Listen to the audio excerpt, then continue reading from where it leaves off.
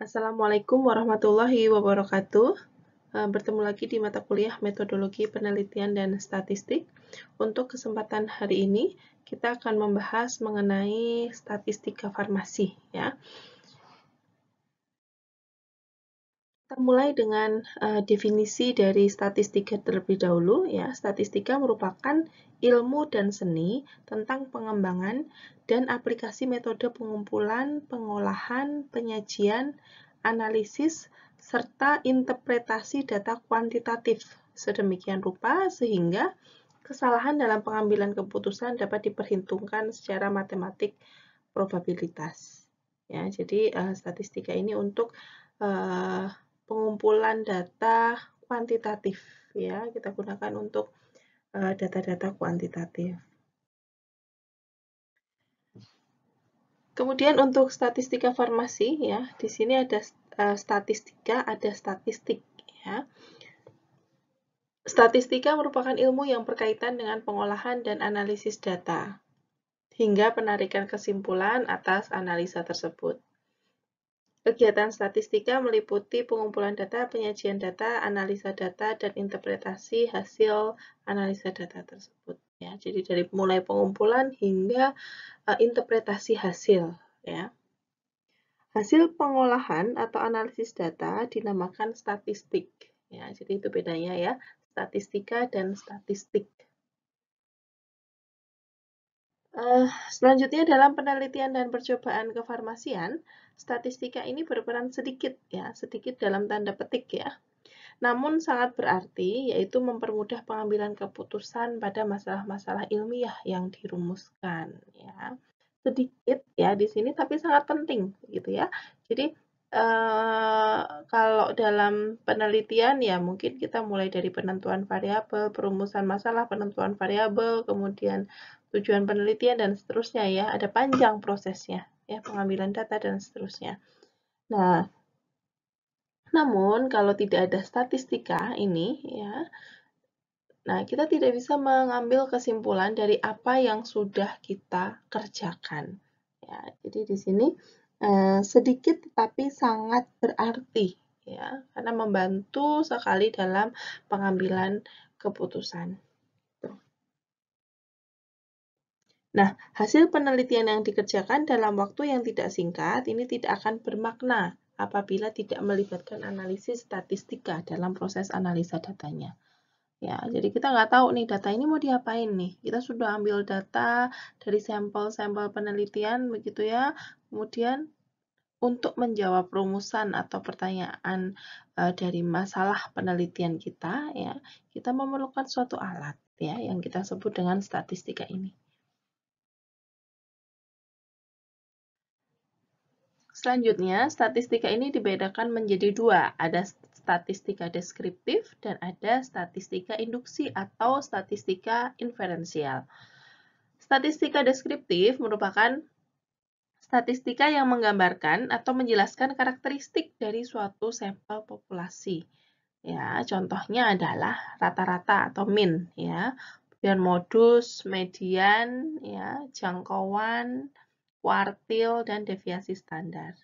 Ya, kalau rata-rata misalnya, rata-rata resep yang masuk dalam 1 bulan di instalasi farmasi rumah sakit adalah misalnya per bulannya itu 1000 resep gitu misalnya. Ya, itu rata-ratanya. Kalau contoh yang modus misalnya, pasien yang sering datang ke instalasi farmasi adalah yang usianya antara 50 sampai 60 tahun begitu misalnya. Ya, jadi modus itu yang sering muncul. Ya. Oke, dan seterusnya ya. Kemudian yang kedua adalah statistika induktif atau inferensial. Ya. Statistika ini disebut juga statistika induktif ini disebut juga dengan statistika inferensial ya karena merupakan inferensi dari data suatu sampel. Statistika ini bertujuan melakukan perkiraan, peramalan, pengambilan keputusan berdasarkan analisis data. Ya, jadi misalnya kita mau melihat uji korelasi, uji regresi, gitu ya. t-test gitu misalnya untuk melihat hubungan antara variabel satu dengan variabel yang lain begitu. Ya, itu statistika inferensial. Ya. Jadi tadi kalau deskriptif itu mendeskripsikan ya, menggambarkan bagaimana fenomena atau karakteristik dari suatu populasi. Sementara kalau statistika inferensial itu merupakan yang tujuannya untuk perkiraan ya, perkiraan peramalan ya, bagaimana hubungan antara variabel satu dengan variabel yang lain.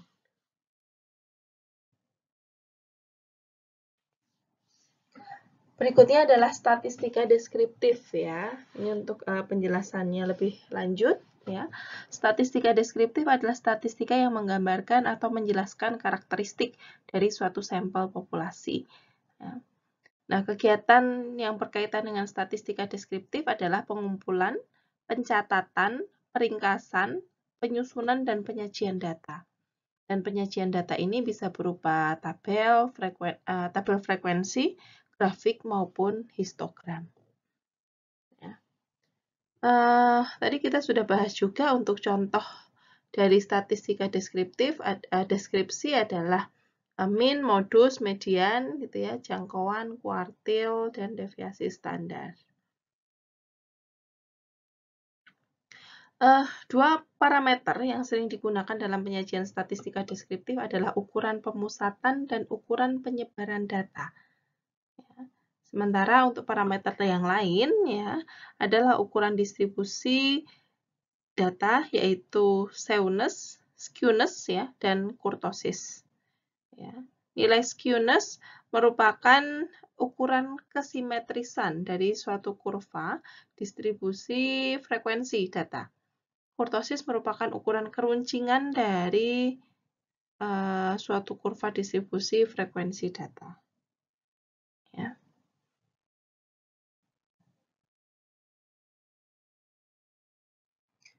Berikutnya untuk ukuran pemusatan ya dalam beberapa buku disebut juga dengan ukuran tendensi pusat ya atau central tendency. Ukuran pemusatan merupakan ukuran yang menunjukkan pusat suatu distribusi data dan bisa mewakili data tersebut dari suatu pengukuran atau pengamatan.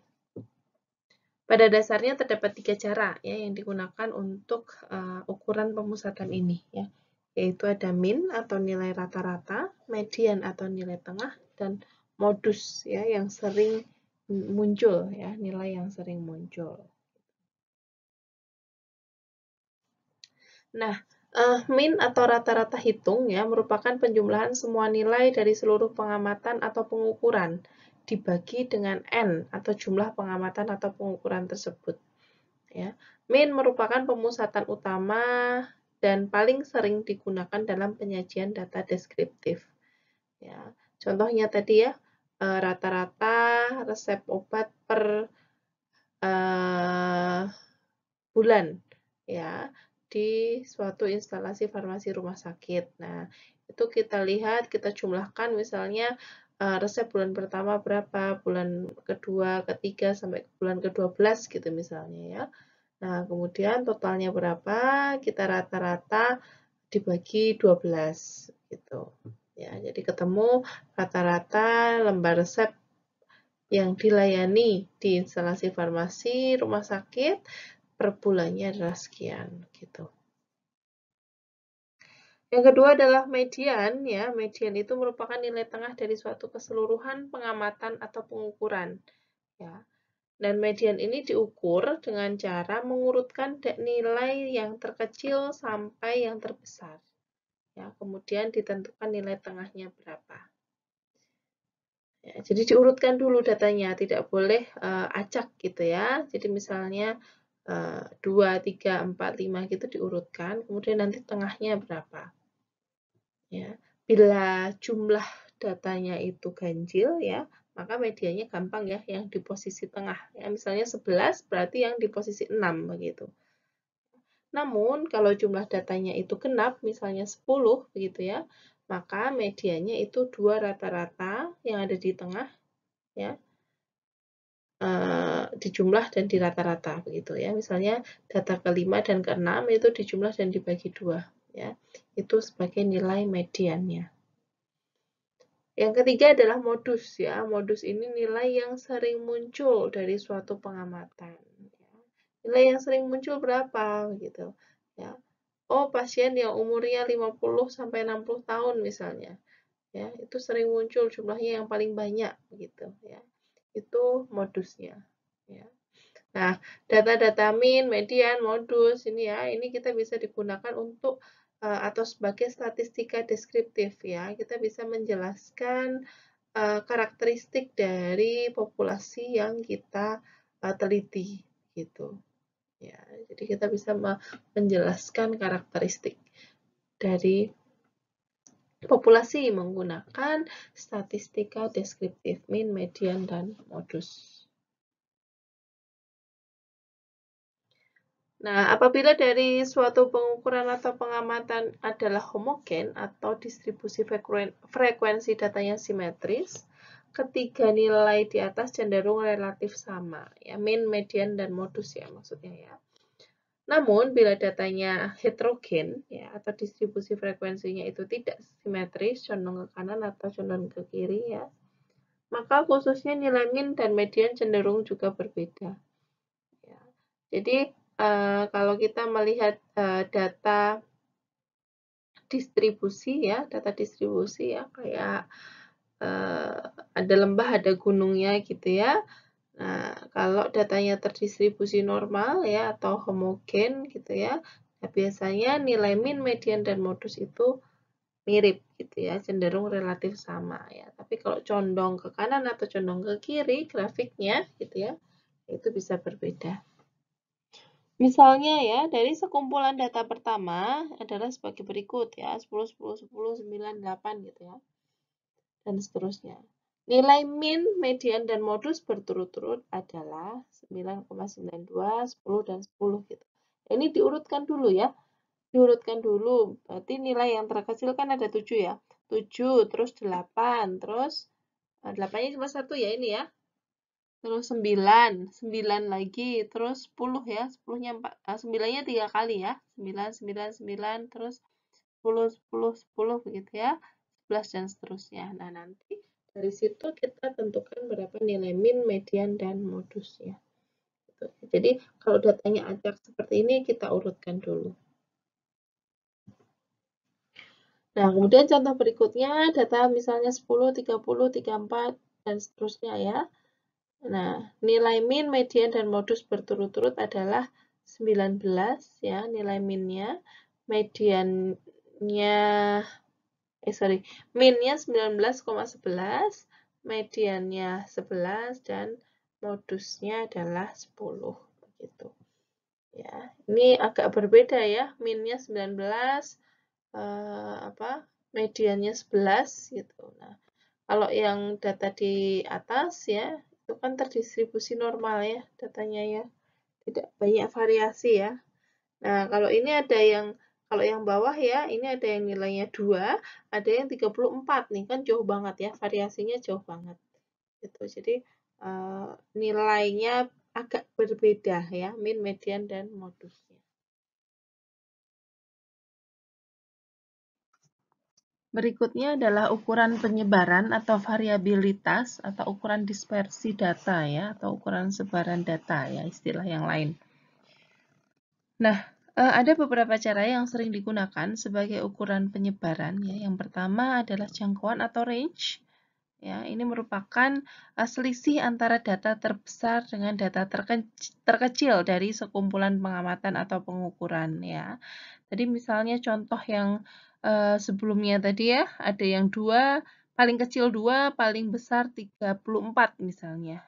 Ya, jadi jangkauan atau range-nya itu selisihnya. Ya, jadi 34 dikurangi 2 atau 32 range-nya. Berikutnya adalah deviasi standar atau standard deviation ya, merupakan ukuran penyebaran yang sering banyak dipakai dalam penyajian data deskriptif. Deviasi standar merupakan akar dari penjumlahan kuadrat dari selisih antara data pengamatan yang nilai min-nya kemudian dibagi dengan jumlah data atau N. Ya. Dalam penyajian data deskriptif, seringkali data deviasi standar diganti dengan standar error of mean. Ya. Jadi standar error of mean atau SEM. Ya. Nilai tersebut diperoleh dari nilai SD dibagi dengan akar jumlah pengamatan. Ya, jadi standar deviasi ini kita bisa cari juga ya kalau di statistik atau SPSS ya, salah satu software ya, statistik kan SPSS ya. Nah, itu bisa kita melihat ya atau menghitung nilai dari SD atau standar deviasinya. Kemudian untuk ukuran sebaran data yang ketiga ya adalah varian ya.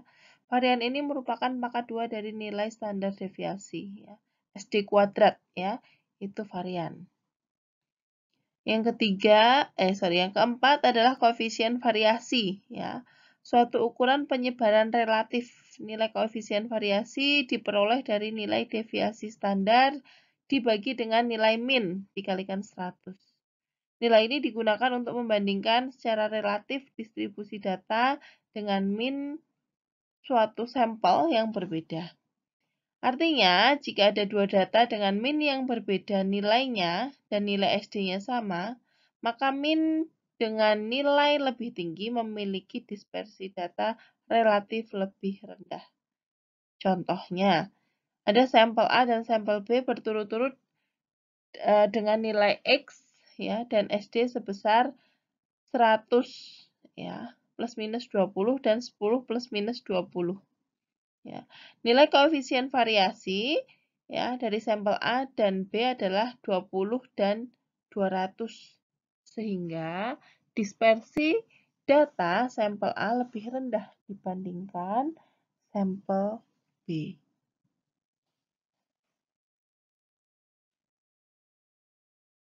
Berikutnya distribusi normal ya. Distribusi normal merupakan salah satu distribusi probabilitas yang penting dalam analisis statistika. Ya. Distribusi ini memiliki parameter berupa min dan simpangan baku. Distribusi normal dengan min sama dengan 0 dan simpangan baku sama dengan 1 disebut dengan distribusi normal standar. Ya, apabila digambarkan dalam grafik, kurva distribusi normal berbentuk seperti genta atau bell shape yang simetris. Ya, jadi tadi ada gunung, ada lembah gitu ya, bentuknya simetris, tidak condong ke kanan atau tidak condong ke kiri.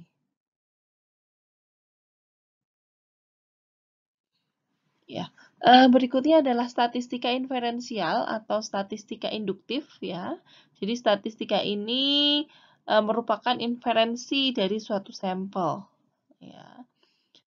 Statistika ini bertujuan melakukan perkiraan, peramalan, pengambilan keputusan berdasarkan analisa data. Ya, jadi ketika kita melakukan penelitian, ya dari sejumlah populasi, gitu ya. Populasi kan ya punya untuk karakteristik ya dari suatu populasi ya kita bisa melihat rata-rata, deviasi standar, dan parameter populasi yang lain. Nah, kemudian dari populasi tersebut dalam suatu penelitian kan tentunya kita tidak bisa mengambil data dari semua populasi ya. Kita melakukan pengambilan sampel ya atau pemilihan sampel penelitian yang pada akhirnya nanti harus bisa sampel tersebut harus bisa merepresentasikan populasi secara luas begitu. Nah, jadi dari populasi kita melakukan pengambilan sampel ya, kemudian sampelnya itu kita sampel yang kita ambil ya, kemudian datanya itu kita kumpulkan ya, dan kita bisa menentukan nilai rata-rata, misalnya deviasi standar dan statistika dari sampel. Selanjutnya, sampel itu bisa kita generalisasikan gitu ya, untuk menggambarkan populasi melalui statistika inferensial ya. Jadi dari sampel tadi kita olah datanya sehingga kita bisa mengambil kesimpulan untuk wilayah populasi gitu ya. Jadi meskipun yang data yang kita ambil atau data yang kita olah itu hanya beberapa ya, sampel itu kan cuplikan dari populasi ya. Jadi jumlahnya lebih sedikit dari populasi. Nah, jadi dengan kita melakukan statistik inferensial ya, kita bisa menggambarkan atau melihat gambaran populasi melalui sampel atau data sampel yang kita ambil ya, yang digeneralisasikan.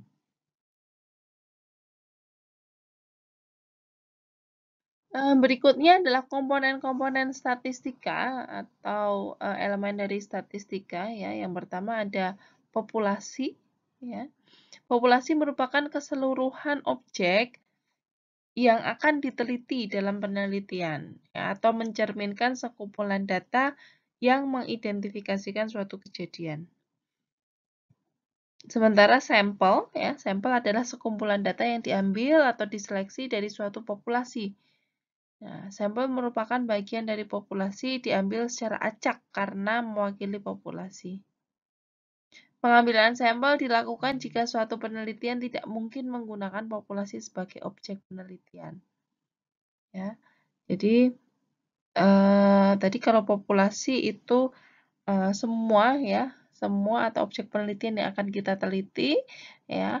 Namun karena mungkin jumlahnya terlalu besar ya kalau populasi sehingga kita hanya mengambil beberapa saja gitu.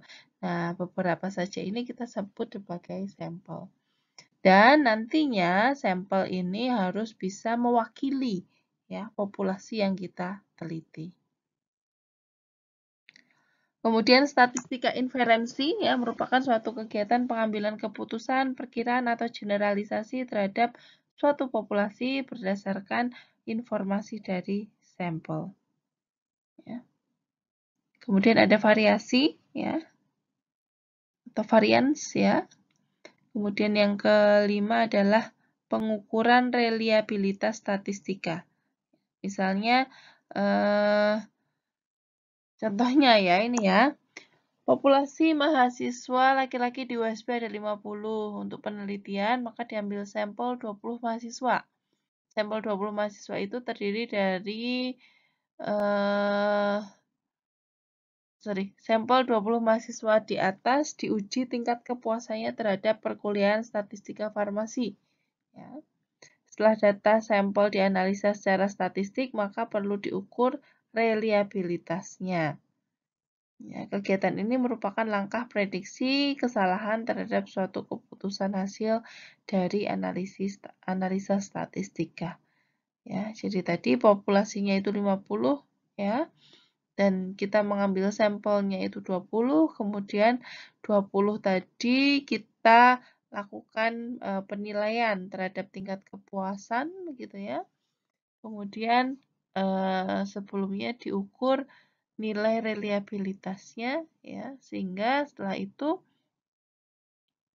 kita lakukan analisis statistik ya berupa statistika inferensi ya untuk bisa mengeneralisasikan sampel ke populasi.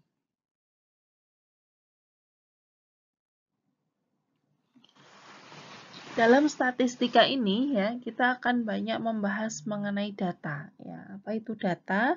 Data diartikan sebagai keterangan atau fakta mengenai suatu benda, persoalan atau keadaan. Ya. Jadi fakta ya. Data itu berupa fakta.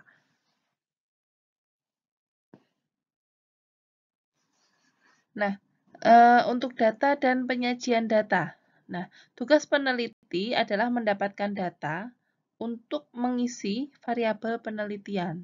Ya, jadi ketika kita mau mengadakan suatu penelitian ya atau mau mencari jawaban atas suatu masalah gitu ya, kita harus menentukan dulu ya variabel-variabel penelitian yang akan kita isi, yang akan kita teliti itu apa. Ya. Kemudian data ini yang akan mengisi variabel tersebut. Ya, misalnya variabel yang akan kita teliti salah satunya adalah misalnya tekanan darah pasien gitu ya. Tekanan darah pasien sesudah dan sebelum dan sesudah diberi perlakuan gitu misalnya. Nah, datanya ya, data yang kita ambil ya adalah data tekanan darah dari pasien gitu. Data akan sangat bergantung daripada definisi operasional variabel penelitian. Ya, jadi data ini sangat penting ya. Data ini yang kita cari ya. Kemudian ditinjau dari cara memperoleh data, ya ada dua, ada data primer dan data sekunder. Kalau data primer adalah data yang diperoleh langsung dari sumber data. Ya, misalnya langsung melakukan pengukuran ke pasien, ya, pengukuran kadar misalnya pengukuran tekanan darah pasien begitu. Ya, jadi langsung dari pasien. Sementara kalau data sekunder, data yang diperoleh dari sumber yang tidak langsung. Ya, misalnya adalah data diperoleh dari jurnal, begitu. Ya, dari penelitian yang sudah ada sebelumnya, begitu ya. Itu data sekunder. Ya, jadi kalau data primer itu langsung dari sumber datanya, ya, atau langsung dari subjek penelitiannya.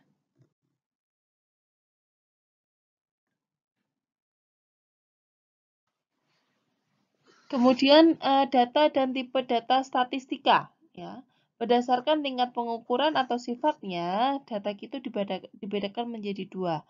Ada data kualitatif dan ada data kuantitatif. Ya, kemarin kita sudah belajar juga ya mengenai data kualitatif dan data kuantitatif. Kalau data kualitatif atau data kategorik, ya. Data kualitatif ini merupakan data yang berupa bukan angka, ya. Data tipe ini tidak bisa dilakukan operasi matematika secara langsung. Jika ingin dianalisa secara statistik, maka data kualitatif harus dikonversi menjadi bentuk angka melalui proses pelabelan data. Ya. Di sini data kualitatif ada dua, yaitu data nominal dan data ordinal. Yang kedua adalah data kuantitatif atau data numerik atau non-kategorik. Ya. Data kuantitatif ini merupakan data yang berbentuk angka. Ya, data kuantitatif jelas bisa dilakukan operasi matematika, ya, bisa dijumlahkan gitu. Nah, data tipe ini dibedakan menjadi dua, ada data interval dan data rasio. Ya, kalau yang data kualitatif tadi nominal dan ordinal, ya, itu berupa label saja, tidak bisa dilakukan operasi matematika. Sementara kalau data kuantitatif ya berupa angka, ya, berupa data interval dan rasio dan bisa dilakukan operasi matematika, ya, atau penjumlahan, pengurangan begitu. Oke, kemudian untuk jenis-jenis data ya tadi sudah ada data nominal, ordinal, interval, dan rasio ya, ada 4 ya. Nah, data nominal adalah data yang menunjukkan ciri atau label sebagai pembeda. Ya, misalnya data jenis kelamin ya. Data jenis kelamin ada dua ya, satu pria, dua wanita gitu misalnya. Ya. Di sini tidak ada operasi matematika dalam data ini. Jadi tidak bisa dijumlah, tidak bisa dikurangi gitu. Ya, pria dan wanita tidak bisa dijumlahkan jadi 3 gitu misalnya. Itu nggak bisa. Kemudian yang kedua adalah data ordinal. Ya, kalau data ordinal itu data yang menunjukkan urutan dalam atribut tertentu. Misalnya ranking di kelas. Ya. Nah, tidak ada indikasi berapa banyak dan berapa jarak beda atribut tersebut pada subjek ya. Jadi ranking 1 dengan ranking 2 misalnya. Oh, ini jaraknya cuma 1 poin aja gitu ya. Terus 2 dan 3 itu jaraknya 20 poin gitu ya. Nah, maksudnya di sini tidak ada jarak yang pasti gitu ya pada data ordinal ini ya. Tetapi di situ 1, 2, 3 ada urutannya gitu ya. Tetapi intervalnya itu tidak diketahui. Gitu. Interval 1 dengan 2, 2 dengan 3 itu tidak diketahui, ya. Yang ketiga adalah data interval, ya. Kalau data interval itu yaitu data yang memiliki jarak yang sama tapi tidak memiliki nilai 0 mutlak, ya. Misalnya, ya, adalah skor IQ, kecerdasan emosional dan lain sebagainya. Itu ya, tidak ada nilai nolnya, ya. Tetapi nilai dari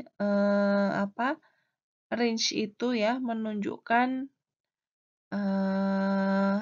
ada interval yang pasti, jaraknya pasti begitu, ya. Jadi contohnya tadi nilai IQ. Yang keempat adalah data rasio, ya.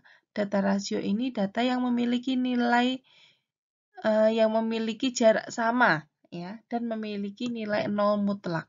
Ya. Hampir sama dengan data interval, tapi banyak dipakai dalam ilmu alam, psikologi.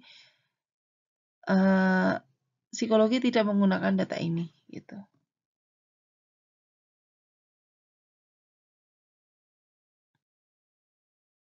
Oke, penjelasan selanjutnya untuk data nominal ya. Data nominal merupakan data yang diperoleh dengan cara kategorisasi atau klasifikasi ya. Dan posisi datum-datumnya adalah setara. Data ini hanya bisa membedakan sesuatu yang bersifat kualitatif, misalnya jenis kelamin, agama, warna kulit gitu ya. Seperti tadi ya, jenis kelamin itu 1 laki-laki, 2 perempuan misalnya. Posisinya itu setara ya. 1 ini sama dengan 2 ya, setara ya.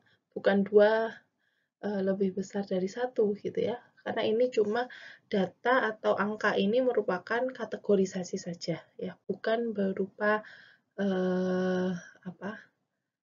nilai ya, nilai yang bisa dilakukan operasi matematika, tidak bisa dijumlahkan begitu ya, dan tidak bisa dikatakan 2 lebih besar dari 1. Selanjutnya adalah data ordinal. Ya, data ordinal ini merupakan data yang juga diperoleh dengan cara kategorisasi atau klasifikasi. Namun, data tersebut terdapat hubungan. Posisi datumnya tidak setara. Ya. Data ini selain membedakan juga menunjukkan tingkatan, misalnya tingkat pendidikan, tingkat kepuasan, gitu. Data jenis ini tidak bisa dilakukan operasi matematika secara langsung. Ya. Contohnya, tingkat kepuasan mahasiswa terhadap perkuliahan statistika farmasi. Ya. Tidak puas diberi tanda 1, puas 2, sangat puas 3. Gitu. Ya, jadi ada kategorinya. Ya, tetapi tidak bisa dilakukan operasi matematika secara langsung. Gitu. Ya. Kemudian contoh yang lain, klasifikasi tekanan darah manusia, ada rendah, normal, tinggi misalnya. Kemudian tingkat pendidikan pegawai di apotek misalnya ya, pendidikan rendah, menengah, tinggi misalnya. Selanjutnya untuk data interval ya, data interval ini mempunyai tingkat pengukuran yang lebih tinggi daripada data nominal dan ordinal ya. Angka yang digunakan dalam data ini selain menunjukkan urutan juga dapat dilakukan operasi matematika. Angka 0 yang digunakan pada interval bukan merupakan nilai 0 yang nyata. Misalnya ya, interval nilai pelajaran matematika ya. Siswa SMA di Surabaya antara 0 sampai 100 ya. Bila siswa A dan B masing-masing memiliki nilai 45 dan 90 ya, bukan berarti tingkat kecerdasan kedua orang tersebut 2 kalinya ya. B tidak 2 kali lebih cerdas daripada A. Ya. Nilai 0 sampai 100 hanya merupakan rentang yang dibuat berdasarkan kategori pelajaran matematika dan mungkin berbeda dengan mata pelajaran yang lain. Selanjutnya adalah data rasio. Ya, data rasio ini merupakan tipe data dengan level pengukuran yang paling tinggi dibandingkan dengan tipe data yang lain. Ya. Angka yang ditunjukkan pada data ini merupakan angka yang sesungguhnya, bukan hanya sebagai simbol. Ya. Kalau data nominal tadi kan cuma simbol ya, 1 laki-laki, 2 perempuan begitu ya, itu cuma simbol ya, dan nilainya setara. Nah, kalau untuk data rasio ini merupakan angka yang sesungguhnya dan memiliki nilai 0 yang sesungguhnya. Ya. Misalnya kita punya uang 10 juta rupiah gitu ya di bank gitu. ya artinya orang tersebut memiliki uang 10 juta rupiah. Kalau saldonya minus 1 juta, ya berarti orang itu memiliki hutang 1 juta. Sedangkan yang saldonya 0 misalnya ya, berarti dia tidak memiliki tabungan sama sekali. Ya, jadi ada nilai 0 yang nyata. Nah, ini contoh data hasil survei kesehatan. Ya, nanti ada yang pertama jenis kelamin, ya, usia, status gizi, berat badan, dan status ISPA. Ya, nah kita mau menentukan gitu ya, mana yang termasuk data nominal, data apa, ordinal, interval, atau rasio gitu ya.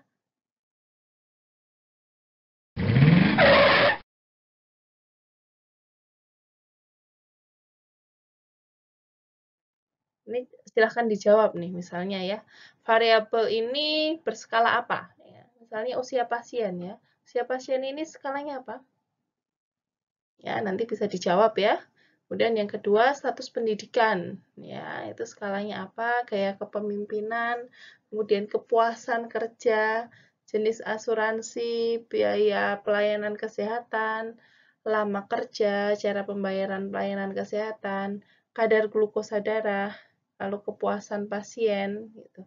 Nah, ini nanti silahkan dicek ya masing-masing ya. Ini bisa menggunakan skala apa? Apakah nominal, apakah ordinal, apakah interval, atau rasio? Oke, setelah kita tahu tadi ya mengenai variabel-variabel yang digunakan, kemudian termasuk dalam jenis data apa ya, berikutnya adalah kita bisa melakukan konversi data. Ya. Dalam praktek pengolahan data, ya, dimungkinkan melakukan konversi data dari yang memiliki tingkat lebih tinggi ke tingkat yang lebih rendah. Ya, misalnya data rasio bisa dirubah menjadi data interval, bisa dirubah menjadi data ordinal, dan selanjutnya bisa diubah menjadi data nominal. Ya. Kemudian konversi data ini diperlukan biasanya untuk menyesuaikan dengan teknik analisis statistik yang akan kita pakai. Ya, misalnya tadi tingkat penghasilan ya, tingkat penghasilan misalnya yang 0 sampai 1 juta gitu ya. Kemudian 1 juta sampai 3 juta, 3 juta sampai 5 juta, 5 juta sampai 10 gitu misalnya ya. Itu kan pakai data rasio ya, pakai data rasio. Nah, kemudian kita bisa merubah data rasio tersebut ya. Misalnya yang 0 sampai 1 juta itu masuk kategori 1, kategori yang rendah gitu ya, skornya 1. Kemudian yang 2 sampai 1 sampai 3 itu misalnya yang sedang gitu misalnya. Yang 3 sampai 5 misalnya yang tinggi gitu misalnya ya. Nah, itu kita bisa kategorikan gitu ya menjadi data interval tadi. Ya, nanti kemudian baru bisa dilanjutkan dengan teknik analisis atau teknik statistik yang akan kita gunakan. Selanjutnya, setelah kita mengumpulkan data dan mengklasifikasikan data, begitu ya, yang kita lakukan adalah analisis data. Nah, analisis data ini bisa menjadi dua, ya, dibagi menjadi dua, ada analisis non-statistik dan analisis statistik. Ya. Analisis non-statistik ini digunakan untuk penelitian-penelitian kualitatif, ya, atau data kualitatif, ya, yang tidak bisa diangkakan. Ya, ini lebih tepat menggunakan analisis non-statistik. Dan data kualitatif ini biasanya diolah atau dianalisis berdasarkan isinya atau substansinya. Analisis non-statistik ini sering juga disebut dengan analisis isi atau content analysis yang mencakup analisis deskriptif, kritis, komparatif, dan sintetis. Ya, sintesis, sorry. Ya. Penelitian yang menggunakan data kualitatif disebut penelitian kualitatif ya, yang kita sudah bahas di pertemuan sebelumnya. Kemudian untuk analisis statistik ya, analisis statistik biasanya untuk penelitian kuantitatif ya, karena data yang digunakan adalah data kuantitatif yang berupa angka atau bisa diangkakan gitu. Ya, tadi misalnya kepuasan ya, kepuasan itu kan kita bisa konversi ke dalam skala ordinal ya, gitu. Ya misalnya kurang puas, sangat puas, gitu ya. itu bisa kita bentuk angka. Statistika yang digunakan ya, ini ada statistika deskriptif dan statistik inferensial. Ya. Kalau statistika deskriptif ini digunakan untuk membantu memaparkan atau menggambarkan keadaan yang sebenarnya atau fakta dari suatu sampel penelitian ya, dan dinamakan penelitian deskriptif. Ya. Kita melihat karakteristik dari sampel yang kita gunakan ya, dari mean, modus, median gitu. Kemudian statistika inferensial ya ini digunakan untuk mengolah data kuantitatif dengan tujuan untuk menguji kebenaran dari suatu teori baru yang diajukan peneliti yang dikenal dengan hipotesis ya. Dan kita sebut dengan penelitian inferensial.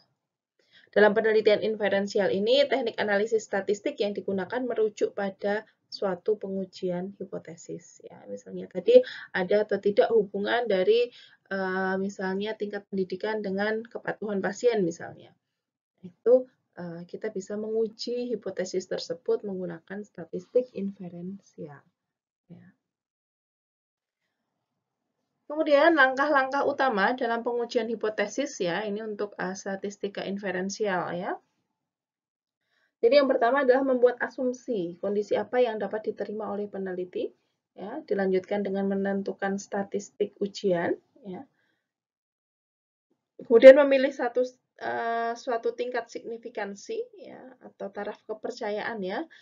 Jadi kita bisa menggunakan taraf signifikansi, misalnya 1%, 5%, gitu ya. Itu taraf kepercayaan dari hasil yang kita hitung, begitu. Kemudian menghitung harga statistik uji dan membuat keputusan ya, apakah hipotesis tersebut diterima atau ditolak.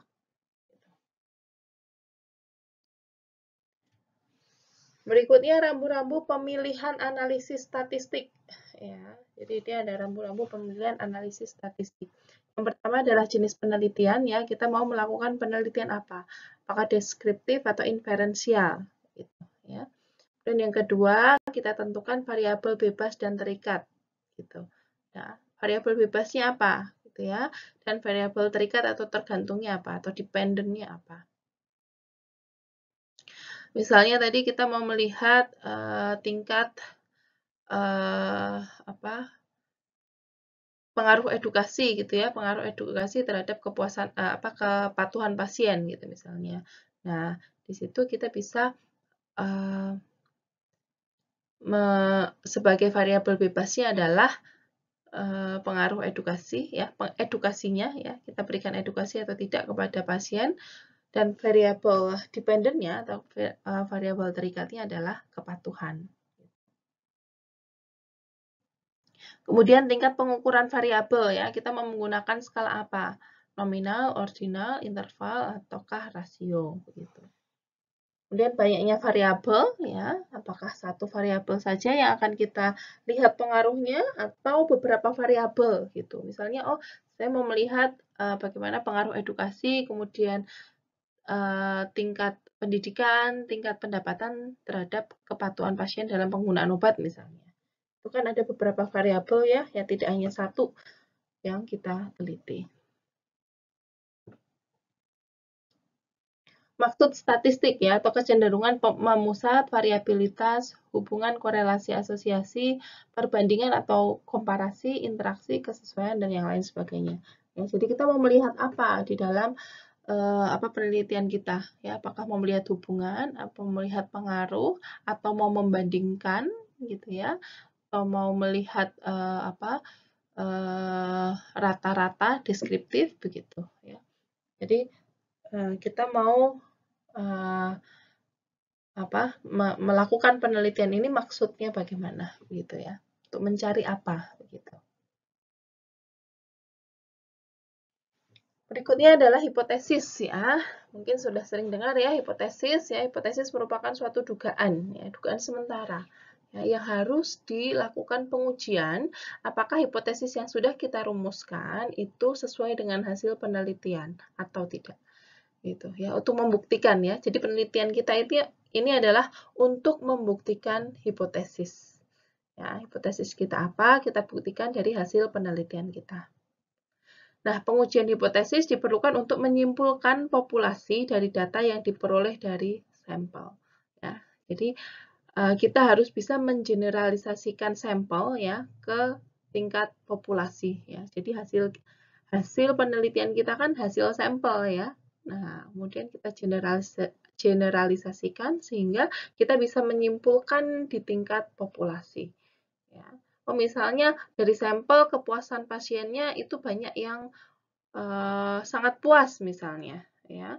Nah, kita bisa menyebutkan ya, kita bisa mengeneralisasikan bahwa kepuasan pasien di rumah sakit X ya itu sangat puas misalnya. Ya, meskipun yang kita ambil kan tidak semua pasien gitu ya. Itu maksud dari generalisasi. Kemudian di sini ada hipotesis ya. Hipotesis ini ada dua macam, ada hipotesis penelitian dan hipotesis statistik ya. Kalau hipotesis penelitian ini merupakan hipotesis yang merupakan dugaan sementara yang harus dibuktikan melalui penelitian ya. Jadi kita melakukan dugaan sementara ya, membuat dugaan sementara lalu kita buktikan dalam penelitian. Nah, setelah diuji melalui serangkaian proses penelitian, kemudian dibuat suatu kesimpulan yang merupakan jawaban atas hipotesis yang sudah dirumuskan tadi. Dalam proposal penelitian, ya, penyusunan hipotesis harus didahului dengan landasan teori yang merupakan dasar-dasar teori yang disusun sendiri oleh mahasiswa yang digunakan dalam penyusunan hipotesis. Apabila dalam penyusunan proposal tidak ada dasar yang kuat untuk membuat suatu hipotesis, ya, maka landasan teori dan hipotesis diganti dengan keterangan empiris. Ya, suatu keterangan ilmiah yang akan diperoleh dari melakukan suatu penelitian. Jadi kalau nggak ada hipotesisnya, kita pakai keterangan empiris. Ya. Misalnya untuk penelitian deskriptif ya yang tidak mencari hubungan begitu ya. Nah, kita biasanya menggunakan keterangan empiris ya karena kita tidak bisa membuat suatu hipotesis gitu ya dari suatu penelitian deskriptif. Gitu ya. Tidak mencari hubungan ya. Tadi kalau penelitian yang tidak deskriptif gitu ya. Misalnya kita mau mencari hubungan antara tingkat pendidikan dengan tingkat kepatuhan ya itu kan ada kita mencari hubungan tersebut ya tapi kalau kita hanya melihat bagaimana sih tingkat penggunaan obat di suatu rumah sakit misalnya ya itu kita tidak memerlukan hipotesis yang kita perlukan adalah keterangan empiris. Nah, contohnya ya, landasan teori ya, landasan teorinya senyawa coumarin yang mengandung gugus hidroksi pada posisi 7 menghasilkan efek penghambatan pelepasan histamin ya. Salah satu turunan coumarin yang mengandung gugus hidroksi tersebut adalah marmin ya. Nah, sehingga ya, marmin ini akan menghasilkan efek penghambatan pelepasan histamin juga. Nah, marmin ini diketahui ada di dalam ekstrak akar buah maja. Jadi kita bisa menyusun hipotesis bahwa akar buah maja bisa menghambat pelepasan histamin ya karena tadi dia mengandung marmin ya yang merupakan turunan dari coumarin.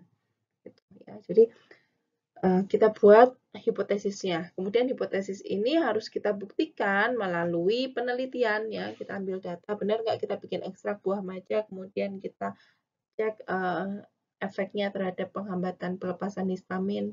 Kemudian kita uji secara statistik, nah benar atau tidak begitu.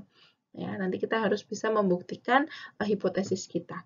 Gitu ya. Apakah nanti hipotesisnya diterima atau tidak gitu ya. Jadi bisa saja hasilnya ternyata nggak menghambat si buah naga itu. Jadi hipotesis kita ditolak gitu misalnya. Ya. Jadi hipotesisnya nanti bisa diterima atau tidak. Berikutnya adalah hipotesis statistik ya. Kalau hipotesis statistik dirumuskan dalam tahap awal analisis statistika. Ya, kalau tadi hipotesis penelitian kan di awal penelitian ya pada saat kita menyusun proposal ya. Nah, kalau hipotesis statistika ini dirumuskan di awal analisa statistik. Hipotesis statistika ini terdiri dari dua, ada hipotesis nol dan hipotesis alternatif atau tandingan, H0 dan H1. H0 dalam perumusannya mengandung arti sama atau tidak berbeda. Ya, sedangkan hipotesis alternatif atau H1 perumusannya mengandung arti tidak sama atau berbeda. berbeda. Gitu.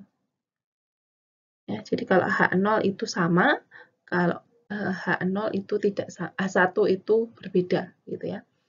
Hipotesis statistik perlu dilakukan pengujian, yaitu pengujian hipotesis 0 versus hipotesis 1, ya, H1, H0, H1.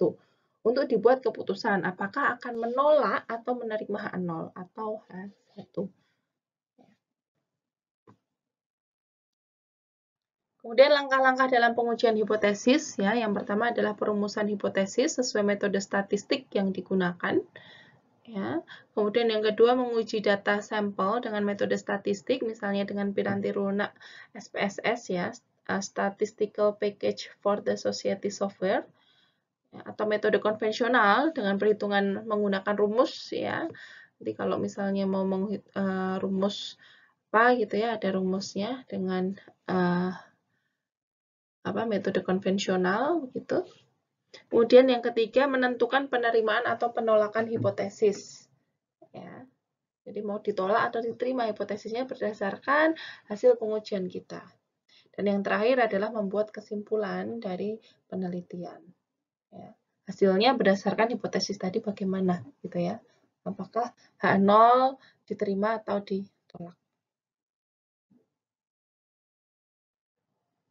Berikut adalah contoh software statistik ya yang bisa kita gunakan ya. Ada SPSS ya yang mungkin kalian sudah banyak kenal ya. Yang sering kita gunakan di dalam analisis di dalam penelitian-penelitian kita ya. Ada statistical package for the social software, ada Minitab ya, ada SAS statistical analysis system, LISREL linear structural relationship, kemudian AMOS ya, analysis of moment structure, kemudian eViews, economics views, dan R software dan stata, statistika dan data. Ya, jadi ada beberapa contoh ya, kita bisa pakai apa saja gitu ya. Nanti bisa dipelajari lebih lanjut ya.